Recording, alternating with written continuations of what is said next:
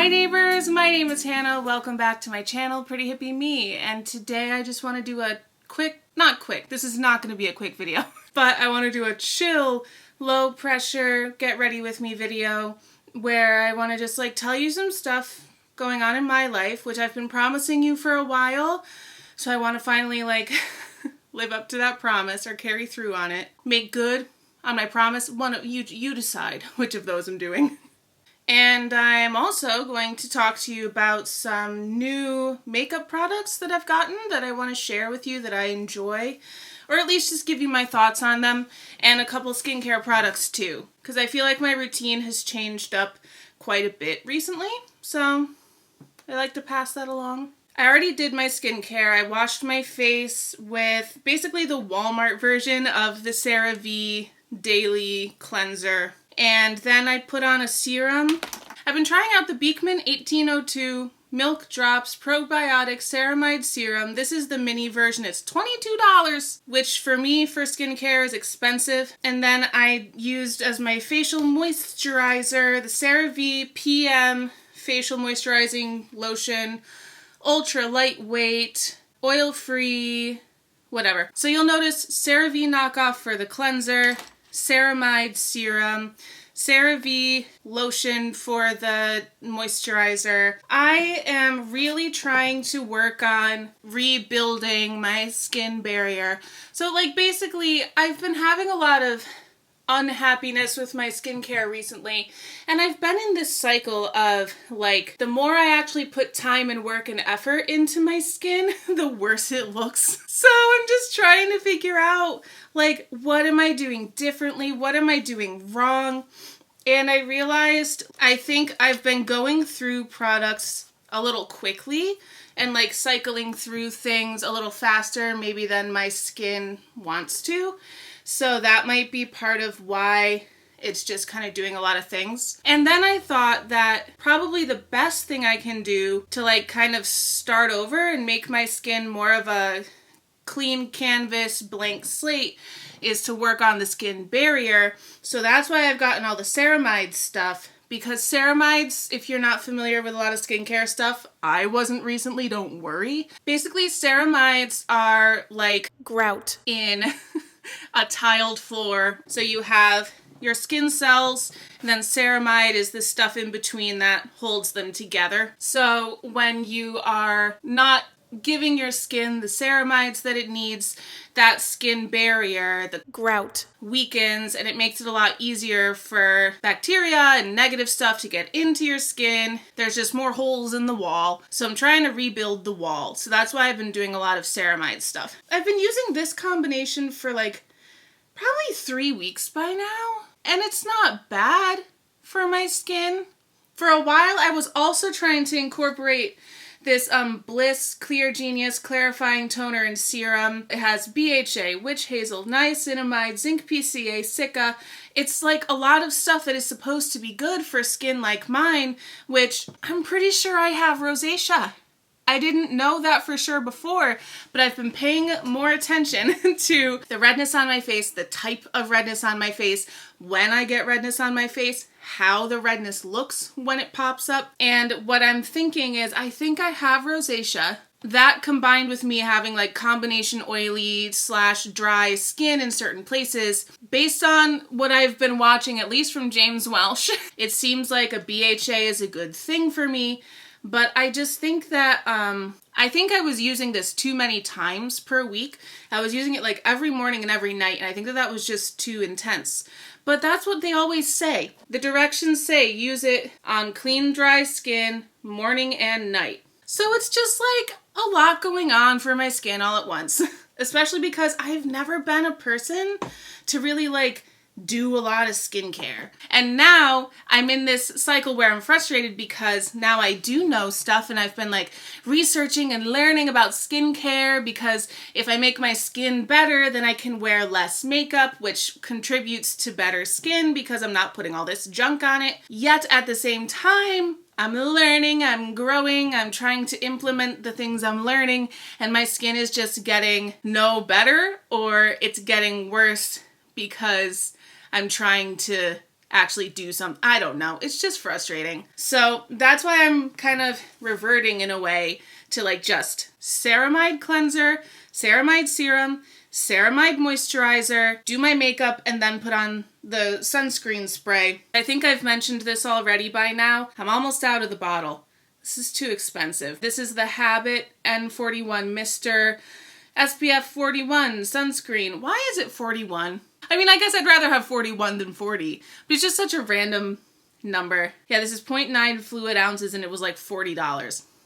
Yeah, no, thank you. I'm gonna get the $15 one from Milani's. Thank you so much. So yeah, I've been doing kind of a skincare journey, and especially like my most recent thing really is, I think I have rosacea, and I'm about to drink coffee.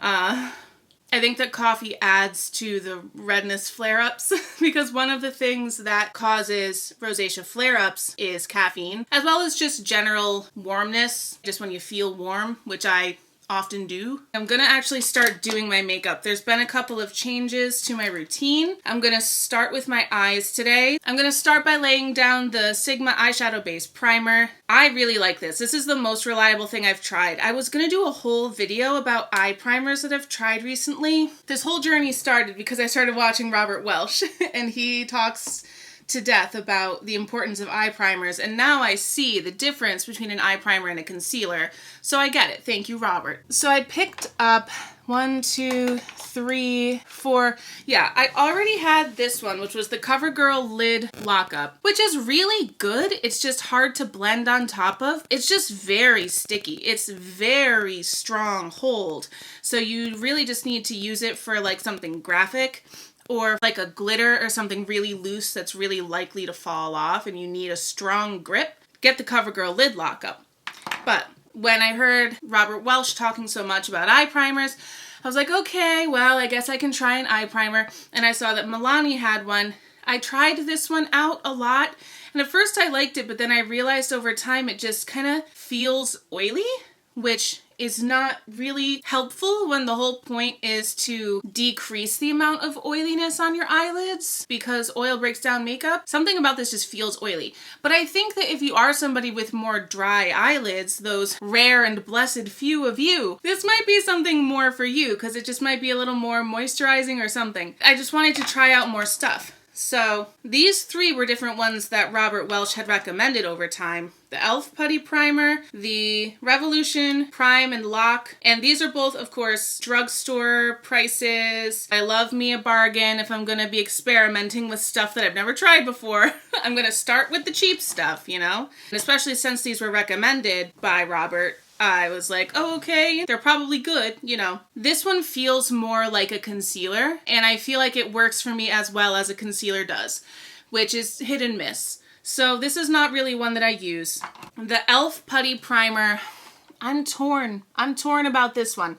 I think I need to play around with it more. Robert likes it just almost as much as the Sigma one. Maybe I just have extremely oily eyelids. I don't know. But I have not found it to be as effective in blocking oil. But maybe I just need to layer it up more, I'm not sure. Quick note from editing Hannah. I have since played around with it, and yes, I just needed to layer it up more, and now it works very well. I also picked up the e.l.f. Liquid Eye Primer, just because I saw it. And it's also, like, works as well as a concealer. Sometimes it's good, sometimes it's not. So I just didn't really want to deal. Oh my god, I'm sweating. It's gonna show on my shirt. I might change my shirt. Let me just say, I landed on the Sigma eyeshadow primer because it's Robert's favorite, and I was like, well, there must be a reason why, and it's more expensive than all the other ones. It's $20, but it is definitely better. It took me a while to figure out what was the right amount to put on my eye. So at first I just wasn't using enough of it, and so the oil would get through, but then I just started using more, and my looks stayed better for longer. So now that I know like how much to use, I feel like this is really reliable. That's what I like about this. I feel confident using it. I am not worried that at any point in the day my eyelid is going to start creasing and stuff. I am surprised if that ever happens, whereas with these other ones I kind of expect it. that's been my eye primer journey.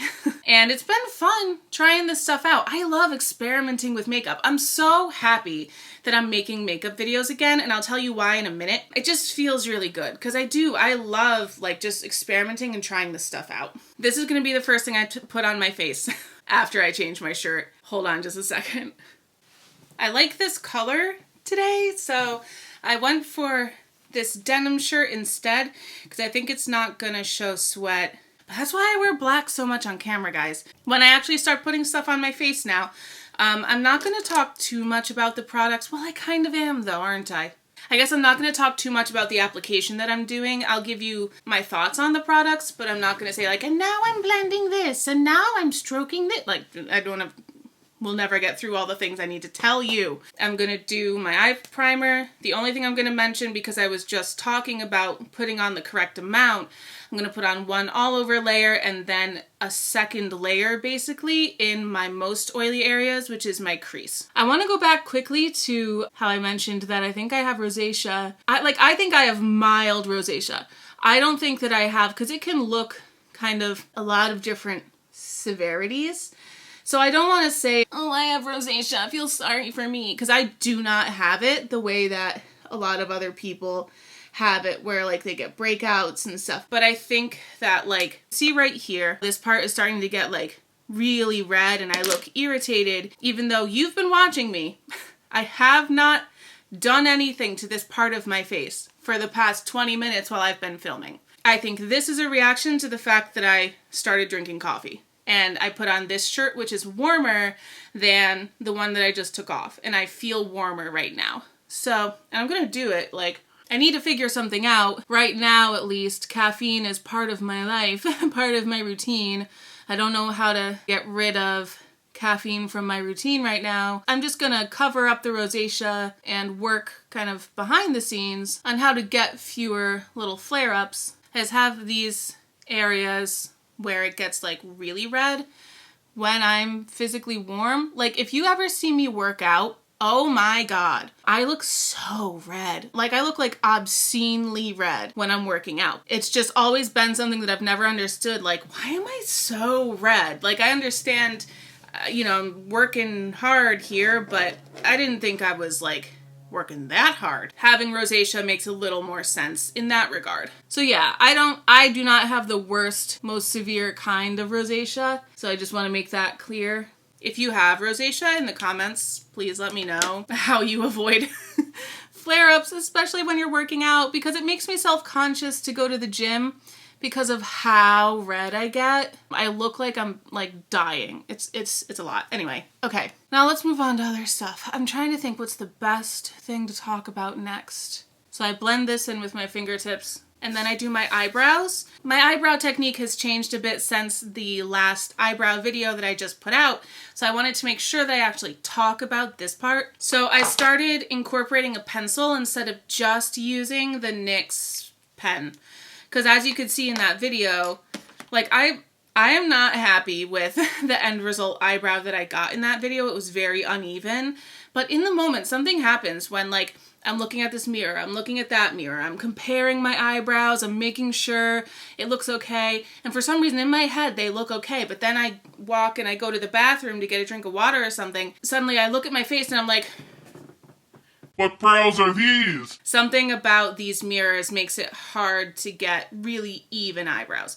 But anyway, end of the day, I decided to change it up. I found this brow pencil, LA Girl Shady Slim brow pencil in blackest brown, which I think is like a perfect shade for me. Because I was saying in that video, the only reason I use that NYX pen in the shade Espresso, which is like a little too dark for me, is because everything else is too light or too like warm toned. This one, blackest brown from LA Girl, really just like blends right in with my brows. And because it's a pencil, it's a little bit more malleable while I'm making the brow shape. So I put this on first, and I really just use this now where I really actually need to fill in the appearance of individual hairs. So that's what you'll see me doing. And this was like $5.50. Okay, so, my life. Let's talk about my life a little bit. It's been a lot. I've been wanting to make a video just because I feel like in the past when I was able to make more makeup videos, I was also able to keep you more informed about what's going on in my life because there are these more sit down and chat videos. The reason that I started making makeup videos again, I booked a coaching session with somebody from Social Blue Book to just kind of look at my channel and look at, ways that I can grow my channel. But specifically, there's a weird anomaly with my channel. We can see as creators in our analytics the demographics of our audience. And my audience is 70% male, which is unusual for a ladies' clothing and fashion channel. For a long time, that's basically what I was. Because basically, I was getting frustrated with my lack of growth. And I was like, well, my fashion videos always do good. I have so many commitments right now with the nonprofit that I'm working with and my job. So let me just cut down and only do the videos that are really bringing in the views. So I went to doing only fashion videos and then the makeup live streams, which, by the way, thank you so much to those who actually came to those makeup live streams. Let me know in the comments below. I can restart them, but I think that doing them weekly was not working. So maybe once a month or something like that. Let me know how you feel about live streams in the comments below. So my edited video content was just fashion videos for a lot of this year. And those videos always get good views. But as I said, my demographics, my audience was 70% male. My comments were mostly women. So I was like, well, how am I being presented to this male audience? So, and like they're watching, but they're not interacting. And I was like, I know there's a whole fetish community out there when it comes to plus size women and BBWs and whatever, but such a majority of my demographics, I'm like, I'm not trying to be a fetish channel. Like, is there anything we can do to try to steer my channel toward the audience that I want? So this coach that I was working with was like, yeah, we need to do something to fix that. That is not usual. And it was really good to hear because I was like, am I crazy? Is this just how it is for plus size women on YouTube? Is this just how everybody makes their money? Because if that's how it is, whatever. But the coach was like, yeah, no, this is not normal. So, okay, so these brows are a little more even. Yeah, I'm kind of okay with that. So basically what the coach was telling me was like, imagine that the audience is you. So make content that you are interested in / content that you enjoy making, not just the content that gets the views. Because like, yeah, you need views to grow your channel, but you want to make sure that it's growing in the audience that you want. Most of the time, I wouldn't say that people need to be uber choosy about their audience, but my case I feel like is a little unusual, a little extreme. So that's why instead of just doing the content that gets views, I've started going back to doing the content that I want to do, which feels so liberating as a creator. Because for a minute there, I was thinking like, oh my God, I have to turn this into like just a fashion channel. When if you've been around from the beginning, you know that like a lot, like the majority of my early content was like just makeup and then occasional fashion videos because that's what I had time for in my life. Makeup has always been part of my channel, especially at the beginning, and it is a dear love of mine, so I don't want to stop doing makeup content. So it felt like being given permission to go back to doing the content that I enjoy doing. And the coach was like, yeah, I mean, your views might be lower for a little while, but hopefully with the algorithm doing its magic, you'll get recommended to people who will enjoy your other content, not just your fashion content. That's kind of what I'm working on right now. A good amount of my fashion videos coming up, I'm going to try to do more of what I used to do, like fashion videos that are not just try-on hauls, but also like talking about fashion. That's why I did the Tapered video about the problem with them and that other Hannah. And I used to do the videos about underrated, underappreciated plus size brands. I'm gonna film especially for December, because I'm not gonna guarantee a video every day during December, but I'm gonna try to really bump up my content during December. It just kind of makes sense for me to do more kind of talking about fashion content instead of just trying on clothes, just in order to get the sheer number of videos done that I need to get done. So yeah, I'm back to making makeup content. I'm really happy about it. And I would ask you guys, like, if you have lady friends, or this is the thing, I don't want to say I don't want men watching my channel. I want people of all genders watching my channel, but I want people who are interested in the fashion and interested in what I'm saying about the clothes watching my channel, not just people who are there for the fetish. I can't control every single person who's watching my videos, but I do just want people who are more interested in the actual content, not just who's interested in my body, which feels weird to say, but it's just the truth of the matter. So if you know any pals who you think might actually be interested in the content I'm putting forward, the work that I'm doing, you know, please maybe spread the word, maybe tell somebody that I exist. If you're another YouTuber, or if you're otherwise like somebody who might have some advice on how to get my content reaching more women, or at least just more people who are interested in the fashion part of it, let me know. I'm over here trying to improve, trying to get better. That's why I scheduled that coaching. I need more opinions than just my own, because clearly just my own opinion is not doing it for me. I don't want you guys to feel like you're not responsible for the success of my channel. You know, it is on me. Sometimes I just need help. Now, this is where I'm going to bring in the NYX to refine the end of my brows. Let me talk eyeshadow really quick. My favorite new eyeshadow palettes that I've gotten recently are the Simpsons Halloween palettes. I love these. I just got these two, and now they're like on clearance at Ulta, so you can get them for way less than I spent on them. They had the big palette. I wasn't really interested in it, but I loved the color stories of these two. We have kind of a warm neutral palette here, and then a more cool neutral palette here, like beautiful, gothy, smoky, love it. Honest to God, since I got these have been my go-to day-to-day everyday palettes. I like the formula on these. I've heard that other people didn't really get along with them, but this is my first time trying Makeup Revolution. So far so good, I think. And this one has been much more my favorite than the other one, because I've just been really getting into, like, this just much more reflects my mood lately.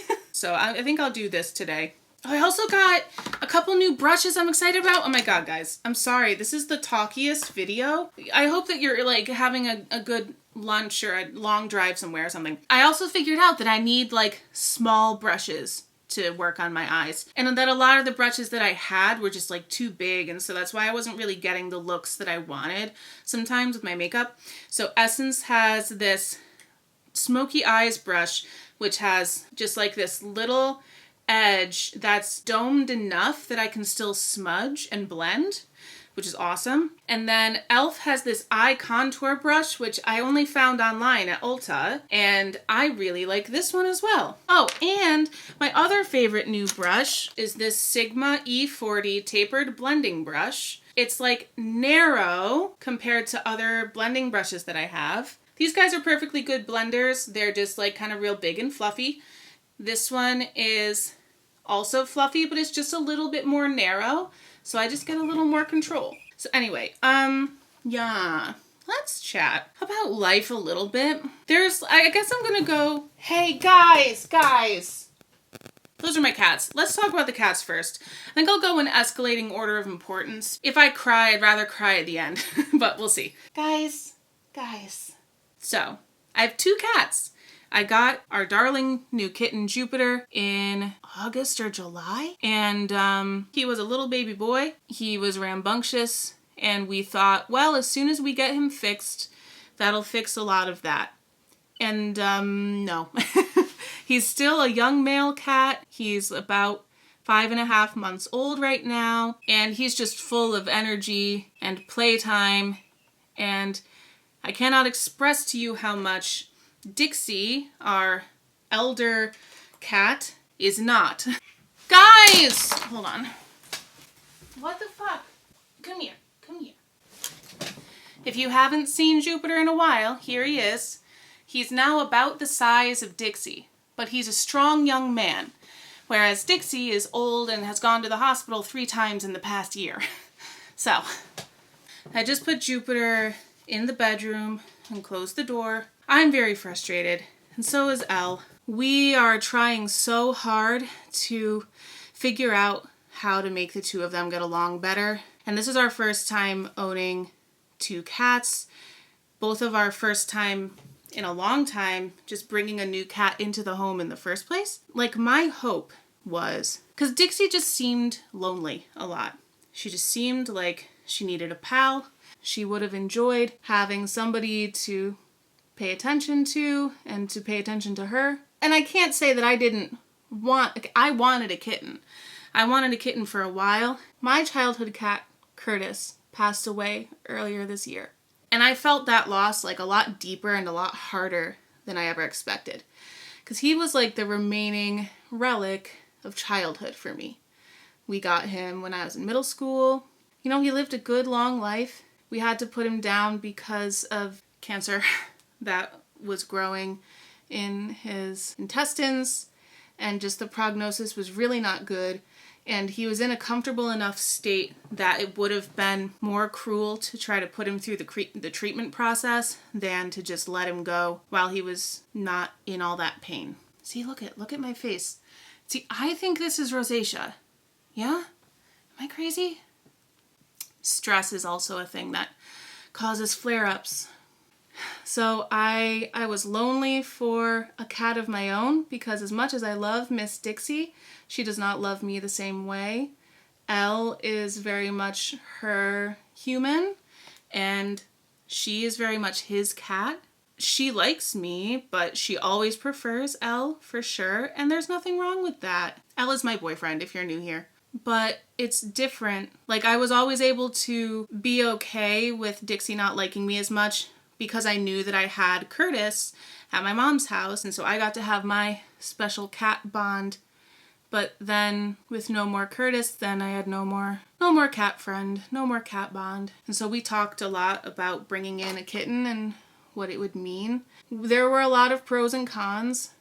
I think we thought that if anything, Dixie would be aggressive and territorial toward the kitten.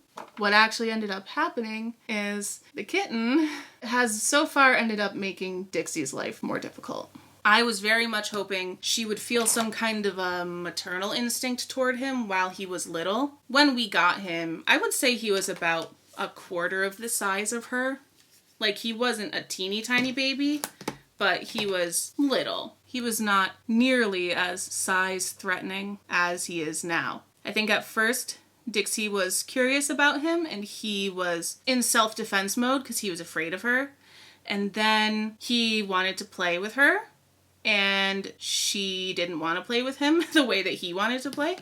She's much more of a lap cat. She's old. She's a little fragile. He's always coming and running and jumping and wanting to, like, tackle her and wrestle, and she's just like, could you leave me alone, for God's sakes? And he never gets the message, ever. So Elle is obviously very upset by this. Like, Elle and I don't fight, but we've had several conversations about the cat situation, because we're kind of at wit's ends and we kind of don't know what to do. And we're at a place where we're like, we don't want to give him away because we brought him into our home. He's spent enough time with us that, like, to give him to another family, first of all, he already has trauma and separation anxiety. We would just worsen that by giving him away to somebody else. That wouldn't be fair to him. It wouldn't be fair to the family that gets him. And also, I love him and I want to keep him, and I just want to keep working on something to try to make them get along better, or at least make him understand that when Dixie says no, that means no, and you can't make her play. It's hard when you don't speak their language. So giving him away is not on the table, at least not right now. But we're wondering, like, do we have to separate them kind of permanently, which is currently our solution, where he gets too frisky and high-strung and keeps going after her and after her and after her, and she obviously doesn't want to play. Then I do like I just did, and I just put him in the bedroom by himself for a timeout. I don't know if that's mean or not. I don't know what's right, you know? And I've seen different families with multiple cats. They just kind of let them be, and the cats figure it out among themselves. But we read an SPCA article about how to help cats get along, and they said, yeah, don't let them fight it out among themselves. That's not going to help. So I was like, okay, you guys are like professional, I think, so I'm going to follow that advice. We're going to separate them when it gets too intense. Elle got a spray bottle, which I don't really like, but I think he's just feeling very protective toward Dixie and feels like he doesn't really have a choice. Like, that's better than like hitting him on the nose. I don't want to hit him to tell him stop. I'd rather spray him with water because it doesn't seem to hurt him or anything. But I don't know if that's really right or if that's going to have a bad impact on him. Right now, when they're playing, I'm trying to divert as much as I can. And if he's getting too crazy toward Dixie, then I have a toy here for while they were running around. I was gonna like throw it and get his attention over somewhere else. But sometimes I just can't do that. And especially when we're not home, when we're both away at work, we're worried. We're like, what is going on when we're not home? If you have any tips about making multiple cats get along, especially cats who have a big age difference, please leave them in the comments below. Because we're both kind of at our wits' end. It makes the home a bit stressful. We can't relax because we're always on like cat patrol and just trying to make sure that Junior's not beating up Dixie. He means it with love. That's what really makes me sad, is like he's trying to play with her. But I don't know how much leeway I need to give him. I don't know how much I need to protect Dixie. Recently we've found like wounds on them. So we're like, okay, this is the moment if we're gonna take action. And so we're gonna start separating them completely when we're both not home, hoping that during when we are home and we open the doors and they can be together, that we can monitor them and keep them okay, you know? I'm also thinking about, like, we need to give him more dedicated playtime. I really don't want to be like that, like, stereotypical bad parent who I only give him attention when he's acting up. I want to make sure I give him enough love and playtime. Like, if he's busy playing with us, then he's not busy bothering Dixie, you know, and maybe we can tire him out. I've been thinking about taking him to the basement of our apartment building because it's big and open, and we have to like check and make sure that there's no like freaking tools and chemicals and stuff down there that he could get into. But I've been thinking about like maybe that's a place I can take him, spend like a half hour running around with him and help him get his energy out, go back upstairs, and he'll be much more calm. The thing is, whenever he does something, Dixie also wants to do it. Like, we can't do something for one of them that we don't also do for the other. When Dixie does something, he is screaming and clamoring, trying to get into doing it. Vice versa, when he does something without her, she's like, I want to do it too. Like, neither of them wants to be left out. But then when they're together, they're miserable. So it's just like, it's frustrating, man. We've tried to have certain traditions and certain spaces that are for Dixie only. We have a little stairwell that leads from the front door of the building up to our apartment door. And she's always loved going in there and just kind of running up and down the stairs. So when we take her to do that, now he sits at the door and meows his heart out until she gets like, I don't know if she's scared or what, but she gets so frantic about it that she brings herself back inside, when before she used to hate coming back inside because she loved being out there, which is just sad because that was one of the things we were trying to save to be for her. So the basement idea, I think, could be something. we're trying to think outside the box and just get some solutions together for them to get along. You know, Dixie is an old lady.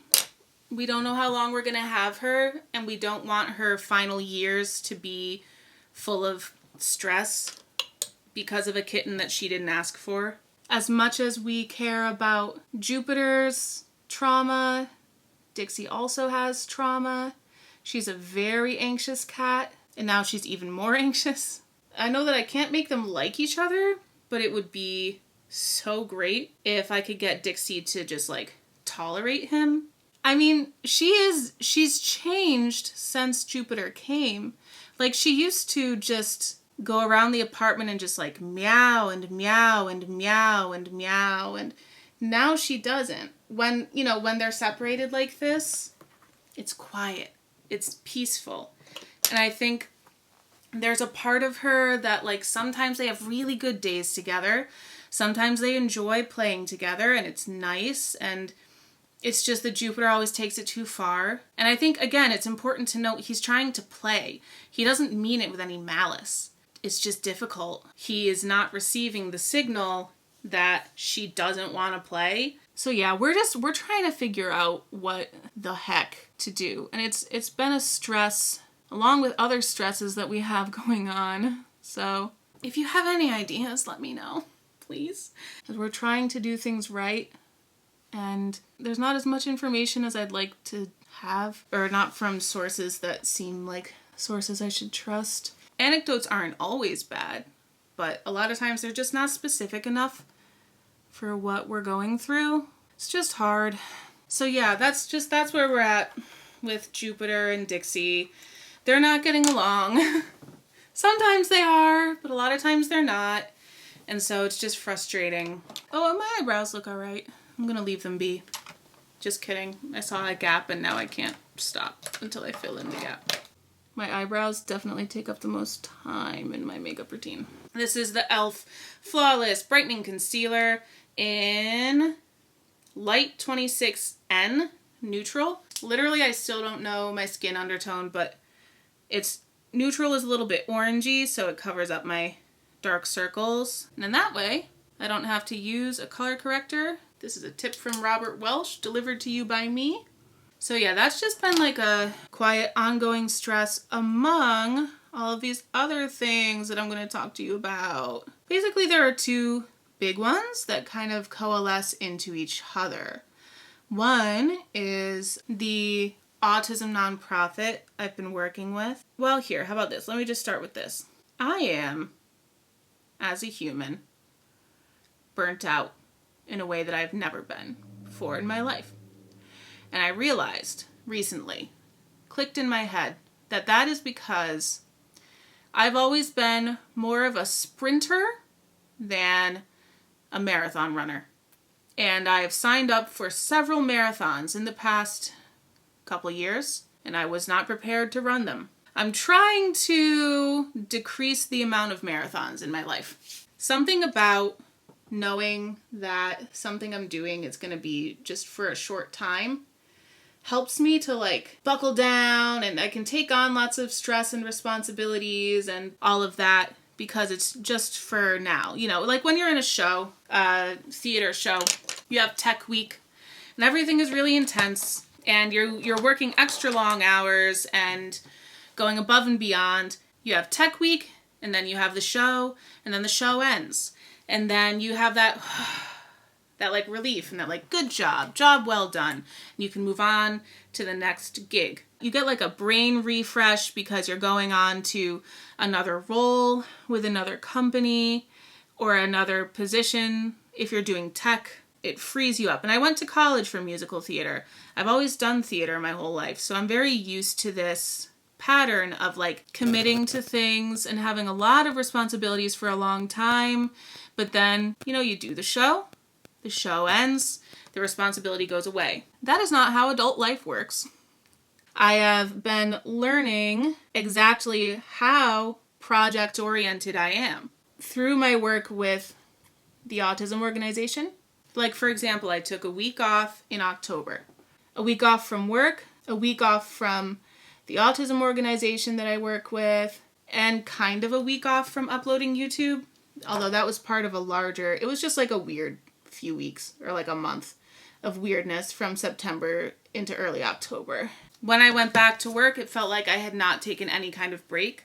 I really needed like a month off from everything because I've just been doing too much. And it's a privileged position that I'm in. If I had kids or if I was a working mom, like there are more busy positions I could be in.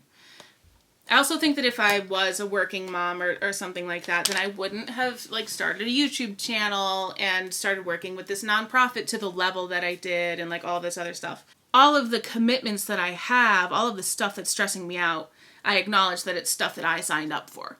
I committed to all of these different marathons because they seemed really exciting to me at the time. But what happened is I realized that I'm running on absolute empty. So I took the week off, and then I came back, and I didn't feel any better. And so I realized I don't just need a week off. I need a reevaluation of everything I'm doing.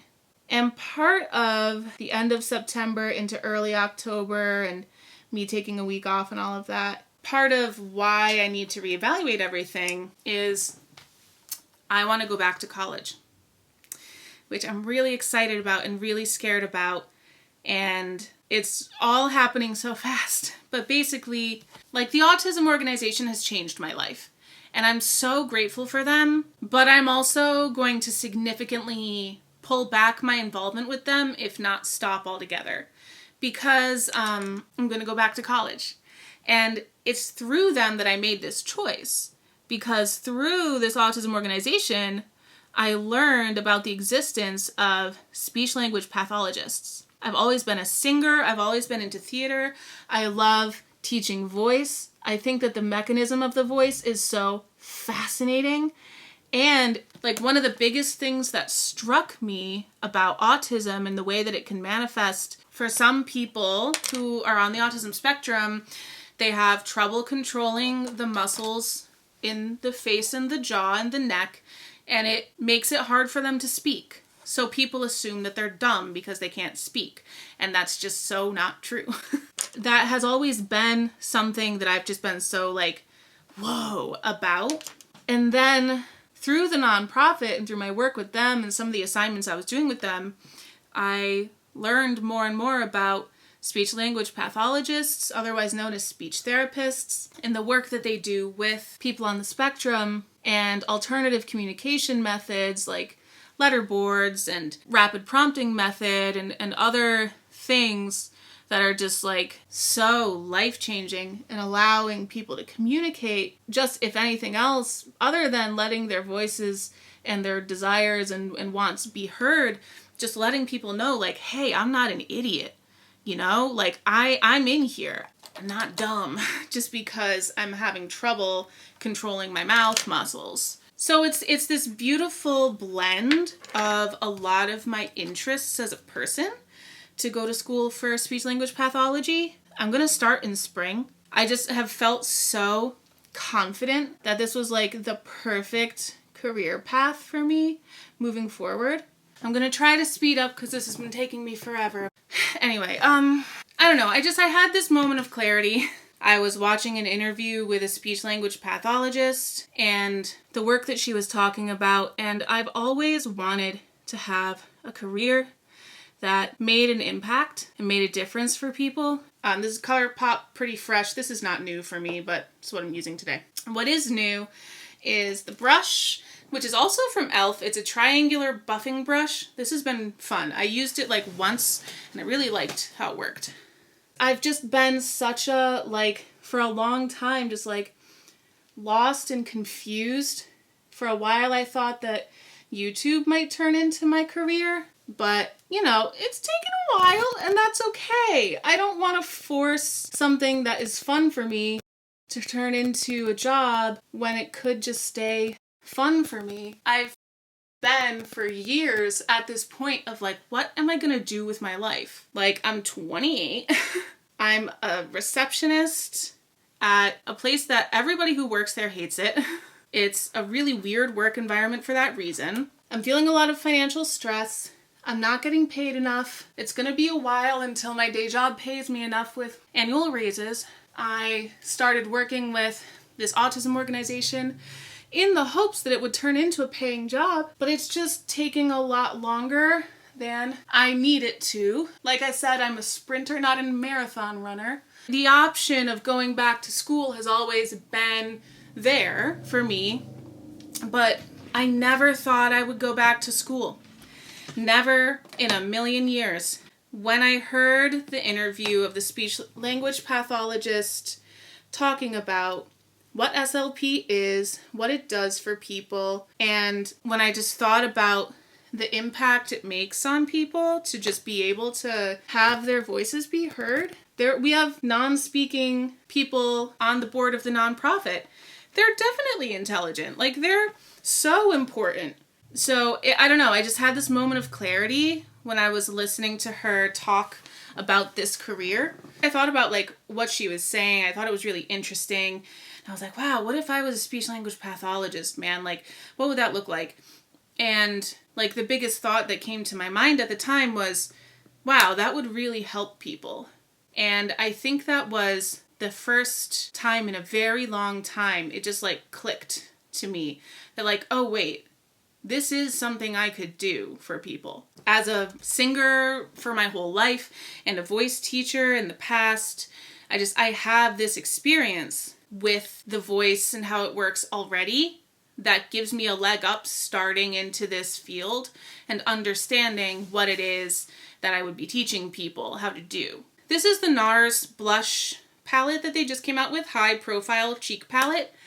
This is the first time I've spent a lot of money on a blush palette. Individual Nars blushes are like $30. This was like $60. But I thought I'm getting 5 blushes and a highlighter for the price of normally 2 blushes. I'm just gonna do it, but I did wait for the review from Teresa is Dead before I got it. Teresa is Dead said that it's good, so I went for it, and I like it. So I'm gonna use this. So yeah, I've thought in the past when it came to going back to school, I have thought about going back for something in the healthcare field because I do want to do something that has an impact on people. I want to do something that helps people.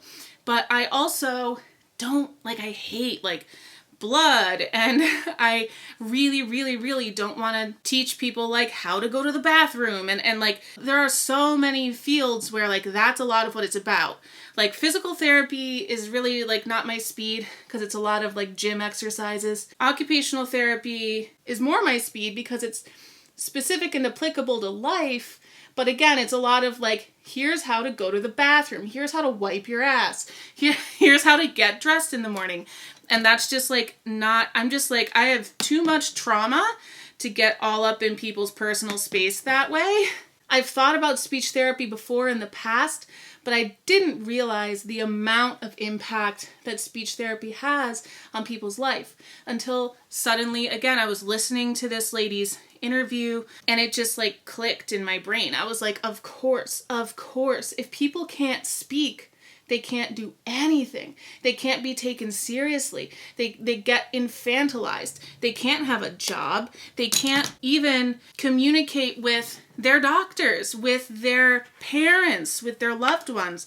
And I mean, speaking can be a lot of different things. It can be sign language, it can be a letterboard, it can be all sorts of different things, but people don't know what the options are, and they just assume that somebody who's not speaking verbally just has no hope. And that's so not the case. So anyway, I'm really passionate about this field. Now that I've, like, learned about it, I'm passionate enough about it that I'm gonna go back to school for it. I cannot emphasize enough how big of a deal that is for me because I hated college. I had a bad time in college. I loved my classes, but everything else was an absolute shit show for me. I never wanted to go back. I was so resistant about going back to school. But something clicked in my brain as soon as I figured out that this was a career that I could do that married so many things that I value. Being able to help people, being able to help them in a way that is practical and applicable to daily life, being in the healthcare industry, because honestly, people, like, respect healthcare workers a lot more than anybody else in this country. It's going to financially pay me enough. For the first time in my life, the financial stress will be lifted. And that's something that I've needed for so long. And I don't want to rely on YouTube for that. I want my YouTube presence not to be all about making money and trying to make you guys buy stuff so that I can pay rent, you know? I want it to be fun. I want to be able to come here and be real and not be relying on a YouTube paycheck, because YouTube is also very unreliable. And also, again, YouTube is the type of job where, like, it doesn't help anybody but me. In a way it does, because I get to share fashion tips and stuff, but that's not nearly the same as, like, helping somebody learn how to talk, you know, and communicate. So also, that's what's really good about speech language for me. So remember how I was saying I'm not a marathon runner, I'm a sprinter. The same thing goes with, like, treating clients. Being able to treat individual clients one-on-one, or having classes at a school or something. Like, I'm not doing the same thing all day, every day for 8 hours. I have individual appointments with individual clients. Or I have this class of kids and then I go into the next class of kids, and there's enough break and variety in the day that I can not feel like I'm running a marathon. Working with individual clients reminds me a lot of being a voice teacher, and I always found that to work very well for my sprinting, not marathon type of personality. Individual clients have individual needs, and you kind of get a specific individual experience with each client.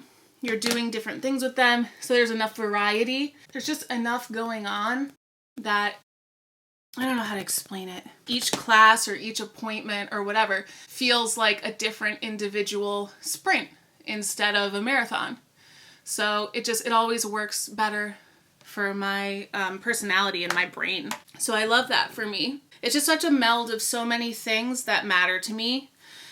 I think I'm done with my face. I'm still figuring out these Nars blushes. So that was the longest story ever about why I'm going back to school for this field, but I'm just really excited about it.